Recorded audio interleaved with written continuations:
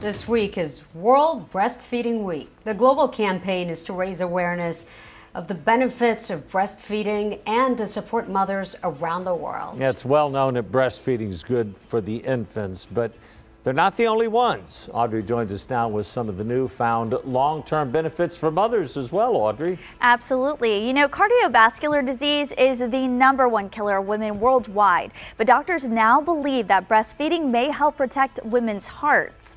Now, breastfeeding releases the hormone oxytocin, which is associated with reducing stress and blood pressure levels. Now, doctors say breastfeeding can reduce a woman's lifetime risk of hypertension by 13%.